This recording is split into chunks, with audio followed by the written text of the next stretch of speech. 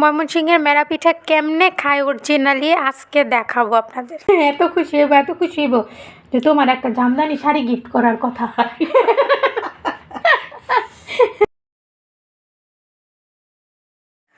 সকালবেলা ঘুম থেকে উঠেই দেখলাম আম্মা পিঠা বানাইতেছে রান্নাঘরে। তো রান্নাঘরে চলে আসলাম, আর দেখে মনে হইতেছে ভাপা পিঠা, কিন্তু না, এটা ভাপা পিঠা বানাইতেছে না, আমাদের ময়মনসিংহর বিখ্যাত মেরা পিঠা বানাইতেছে। তো আব্বু গ্রামের বাড়ি থেকে অনেকগুলা চালের গুঁড়ি নিয়ে আসছিল, আমাদের নিজেদের হাতে ভাঙানো। ওই দিন ব্লগে মনে হয় দেখাইছিলাম।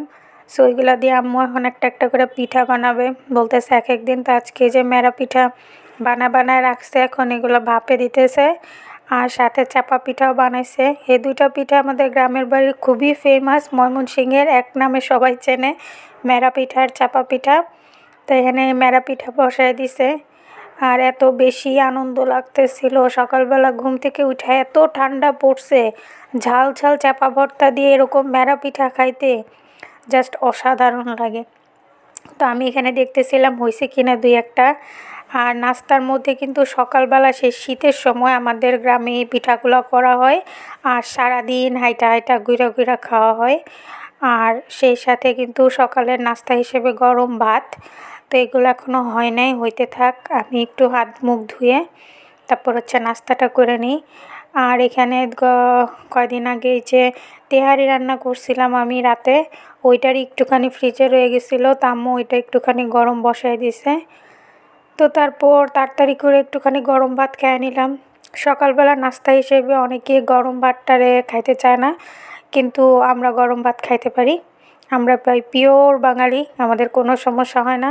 সকালবেলা নাস্তা ছিল গরম গরম ভাত আর বেগুন ভাজা, আর সাথে ছিল ধনেপাতা ভর্তা আর চাপার ভর্তা। এই দুইটা ভর্তা মূলত পিঠা খাওয়ার জন্য করা হয়েছে, কিন্তু গরম ভাত দিয়ে খাওয়ার জন্য আর কি ছিল, অনেকগুলো করছিল আম্মু। তো আমি সবগুলো ভাত খাবো না, আমি একটুখানি বেগুন ভাজা দিয়ে ভাত খেয়ে নিলাম, কারণ আমি ওই যে একটুখানি তেহারিও খাবো। আর বাসি পোলাও বাসি তেহারি খাইতে কিন্তু অনেক মজা লাগে ভর্তা টর্তা দিয়া। তো এই জন্য আমি অল্প একটুখানি গরম ভাত আগে খায় নিলাম। তারপরে তো পিঠা আছেই, চাপা পিঠাও বানাইছে, ওইটাও খাবো। তো এই যে তেহারি নিয়ে নিলাম গরম গরম। আর এটার সাথে সালাদ টালাদ কোনো কিছুই ছিল না, কারণ বাসি অনেক পুরনো হয়ে গেছে, প্রায় 2-3 দিনের, এখন তো আর সালাদ টালাদ পাওয়া যাবে না। আর মাংসের একটা টুকরো আমি খুঁজে পাইতেছিলাম না, আলুও ছিল না, সব কিছু ভাঙিয়া চুইরা আর কি একাকার হয়ে গেছে। তো এখানে আমি একটুখানি ভর্তা নিয়ে নিলাম। ধনেপাতা ভর্তা বা চাপা ভর্তা দিয়ে খাইতে কিন্তু তেহারি অনেক মজা লাগে, এটা আমি আগে বুঝি নাই। আসলে রুচি কারে বলে মাঝে মাঝে এটা আমারে দেখলে বোঝা যায়। আমি এখানে একটুখানি ধনেপাতা ভর্তার চাপা ভর্তা মিক্স করে নিয়ে নিছি, এত মজা লাগতেছিল গরম গরম তেহারি বা পোলাওর সাথে। সাদা পোলাওর সাথে ধনেপাতা ভর্তাটা অনেক ভালো যায়। আম্মা বলতেছিল যে চাপা ভর্তা নাকি তেহারির সাথে ভালো লাগবে না, কিন্তু আমার কাছে তো অনেক মজা লাগতেছে, কেন জানি। আমি খাইতে পারি, আমার কাছে কোনো সমস্যা হয় না, ঝাল হইলেই হয়েছে, আমি সব কিছুই খাইতে পারি। তো তারপর এখানে মেরা পিঠা এগুলো হয়ে গেল, আম্মু এগুলো নামাবে, আর আমি এখানে ওয়েট করতেছিলাম কখন আমি একটা নিব, নিয়ে একটুখানি টুকুস করে খাবো। গরম গরম এরকম ধোয়া ওঠা মেরা পিঠা ঝাল ঝাল শুটকি ভর্তা দিয়ে, ওফ, জাস্ট অসাধারণ লাগে। সো প্রথম ধাপে এগুলো হয়ে গেল। আর আমাদের ফ্যামিলির মানুষজন যেহেতু কম, সো আমরা একটু অল্প করেই বানাইলাম, আম্মা অল্প করেই বানাইলো। আর এগুলাতে আমাদের প্রায় 2 দিন চলে যাবে, কোনো সমস্যা নেই। আরেক ধাপ তো আছে, আরও 2 ধাপ মনে হয় হবে। সো এই যে হয়ে গেল, এগুলো গরম গরম থাকতে থাকতে এত সফট থাকে, তুলতুলে থাকে যে খাওয়া যায় না, মানে দাঁতের সাথে লেগে যায়, এতটা সফট থাকে। মেরা পিঠা খাওয়ার আরেকটা সুন্দর নিয়ম হয়েছে, এটা একটুখানি ঠান্ডা হলে খাওয়া লাগে, কজ এটা গরম থাকতে অনেক বেশি নরম থাকে, একটুখানি ঠান্ডা হলে এটা একটু শক্ত হয়, তারপর মজা করে খাওয়া যায়। তো এখানে আরেকবার দিয়ে দিল দ্বিতীয় ধাপ। এক একটা এক এক শেপের হয়, আর এরকম মানে লম্বা লম্বা 2 সাইডে এরকম শেপটা অরিজিনাল শেপ, মেরা পিঠার এটাই অরিজিনাল শেপ হয়। সো এখানে সবগুলা দিয়ে দিল। আর চাপা পিঠা আগেই বানানো হয়ে গেছিলো, আমি ঘুম থেকে ওঠার আগে, সো ওইটার আমি আর ভিডিও ক্লিপ নিতে পারি নাই। সো এখানে এটা হইতে থাক, এটাও ভাপে দিয়ে দিল। আর ওইখানে আমি এখন যাব চাপা পিঠাটা খাইতে, কারণ ওইটা ঠান্ডা হয়ে গেছে, অলরেডি হয়ে গেছে। চাপা পিঠা খাওয়ার নিয়ম গরম গরম, ঠান্ডাও খাওয়া যায়। আমাদের গ্রামে বেশি করে বানায় রাখে, সারাদিন সবাই মিলে ঠান্ডাটাই খায়। এটা অন্য ধরনের একটা মজা। সেই যে চাপা পিঠা, এটার ভিতরে চাপা ভর্তা দিয়ে চালের গুঁড়ি দিয়ে তারপরে এভাবে করে হাত রুটির মতো খোলা দিয়ে বানায় নিছে। এটা যেমন ঝাল তেমন মজা, ভিতরে অনেক পরিমাণে চাপা ভর্তা দেওয়া হয়। এটা এখন অনেক জেলার মানুষই খায়, শুধু ময়মনসিংহের মানুষের মধ্যে এটা সীমাবদ্ধ নাই। ইউটিউবে দেখলাম এটা অনেকেই এখন করে। তবে এটার অরিজিনাল চাপা পিঠাটা হচ্ছে সবুজ চাপা ভর্তা দিয়ে করা হয়, মানে কাঁচামরিচ পোড়া দিয়ে টালা দিয়ে তারপরে বেটে তেল ছাড়া যে ভর্তাটা করা হয় চাপা ভর্তাটা, ওইটা দিয়ে চাপা পিঠাটা মূলত করা হয়।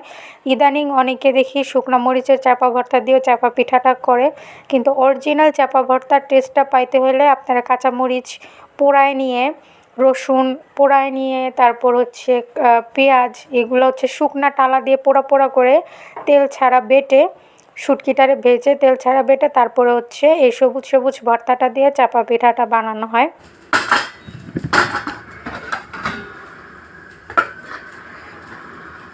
হয়ে গেছে আমাদের গরম গরম ধোয়া ওঠা, কিন্তু এটা ঠান্ডা হইলে খাইতে আরও মজা লাগবো, ঠান্ডা হইলে একটু শক্ত হইব। গরম গরম একদম তুলতুলা। আর এই যে সাথে আসা চাপার ভর্তা। মেরা পিঠা অরিজিনালি খায় হাঁসের মাংসর ঝোল, গরুর মাংসর ঝোল, গুড় অথবা শুটকি ভর্তা দিয়া। কিন্তু এখন অনেকেই অনেক জেলা মেরা পিঠা করে করে বিভিন্ন জিনিস দিয়া খায়। ওদিন একবার দেখলাম ফেসবুকে, একজনে দেখলাম ডিম দিয়া, ধনিয়া পাতা দিয়া এটারে তেলের মধ্যে আবার ভাজে কুটি কুটি করে, টুকরা টুকরা করে তারপরে খায়। কিন্তু মেরা পিঠা খাওয়ার অরিজিনাল নিয়ম হচ্ছে শুটকি ভর্তা, বেগুন ভর্তা অথবা গুড় দিয়া মিষ্টি হিসেবে, অথবা হাঁসের মাংস বা গরুর মাংসের ঝোল দিয়া। এটা হচ্ছে মেরা পিঠা খাওয়ার অরিজিনাল টেকনিক। কিন্তু এখন এক একজন এক এক জেলার মানুষ এক একভাবে মেরা পিঠা বানায় খায়। ময়মনসিংহের বিখ্যাত মেরা পিঠা, যেমন আমার আম্মু মূলার তরকারি দেখাইতেছে, যেমন আম্মা মূলার তরকারি দিয়ে খাইতেছে। আম্মার মূলার তরকারি শীতের মধ্যে অনেক প্রিয়। কিন্তু আমাদের গ্রামের বাড়ির বিখ্যাত পিঠা হয়েছে মেরা পিঠা ময়মনসিংহের। আর এটারে এইভাবেই খায়, এই সবুজ সবুজ শুটকি ভর্তা দিয়েই খায়। আর মিষ্টি হিসেবে আমরা গুড় দিয়ে খাই। আর মাংসর ঝোল হলে তো কোনো কথাই নেই। আমার দাদুর বাড়িতে ঝুড়ি বইরা বানায় রাখে, তারপর সারাদিন লাগায় খায় না আম্মা। পরের দিন সকালে পর্যন্ত ভর্তা দিয়ে খায়, এক বাটি ভর্তা বানায় রাখে।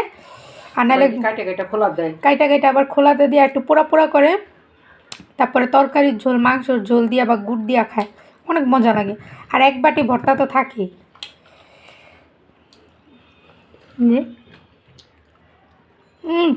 আব্বু তো আজকে অফিস থেকে আয়া এক লাফে যাইব গা ময়মনসিংহ, এটা দেখা এত খুশি হইব, এত খুশি হইব যে তোমার একটা জামদানি শাড়ি গিফট করার কথা। এত মজা এত মজা বলনের মতন না, ইমিগোর মতন। আগে মনে করতাম কি এদিকে গুড় দেওয়া, গুড় দেওয়া বানায়, বিটটা গুড় দিয়া, হ্যাঁ নারিকেল দিয়া চিনি দিয়া একটু গুড় থাকে না, গুড় দিয়া তারপরে বানায় একবার একটুখানি। কিন্তু এটা মিষ্টি হয়, ওটা ভর্তা দিয়ে খাওয়ার হয় না। আর এটা তো ভর্তা দিয়ে খাওয়ার। আগে মনে হলো যে সিরকা ছিল গো, সিরকা দিয়ে